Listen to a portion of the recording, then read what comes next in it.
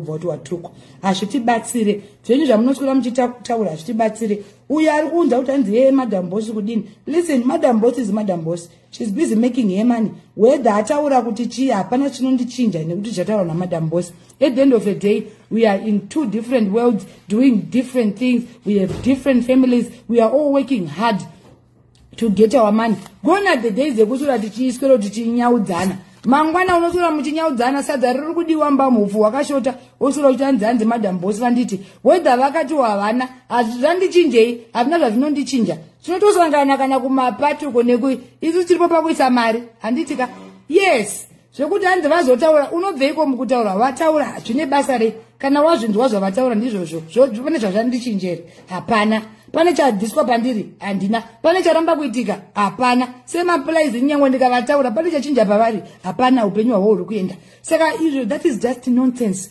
munokoshesa zvisina kukosha munokoshesa zvisina kana kutombokosha zvina kukosha izvozvozvo hatitaiyo ndatomuka ndaisa mabhulauzi angu ari on point ndingamiswe nekuti hanzi pane zvataurika we want to empower each other, we want to feed ourselves and our families. Stop minding people's businesses, mind your own truths.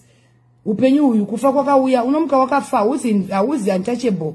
Mwari achakutacha mwe musi hauzi metal hauzi immortal uchafa anditi rarama uchiziva kuti uchafa une nguva yako. As much as you want to frustrate other people une nguva yako uchafawo une nguva yako uchasvika pakutambudzika. Saka dai wangu wachinja uri mupenyu than kusorotedza magosipa kuti ma-streets ungomuka makuseni kuti hanzi ma-streets ndati ndiyozokudza kuti madam boss vakakunyeya and then what tanyeyana kanganiko tane makore chingonyeyana zvinotipeko inga tiri kungobudirira wani yei ningazodai yei we are better, we are all better in our ways. She's better in her ways, I'm better in my ways, and I don't wish to be madam boss, I wish to be me. I am me, my titi. Madam boss is my titi and is madam boss. I don't even think she wishes to be me. Iari kwake indiri kwangu tiri kungotrenda in different ways. Katasangana basa tuta zvebasa zvekuti hanzi azotaura aiwa kavakadziko makatsikirwa kutaura ka mukasataura pane zvamungaite makatsikirwa kutaura ka inga lobels inotombotaurawo bekazini wani unonzwa lobels chiti bekazini haina mareasons akakwana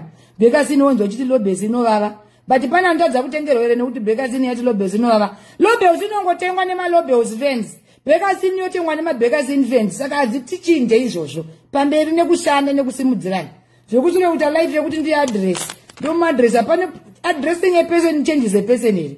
It doesn't change a person. Unomadressa mangwana tomuka makusena achita zvimwe zvitori wese anogona kutozokuitira skiti riri kutaura zvawabva kutaura zvekukutokuswatesa wese unokwira bp ka ukaputika naye asikani ndamuadressa mangwana omukonditira chiskiti chene zvinobatsire chii and then what do we get? No, we get nothing, we earn nothing.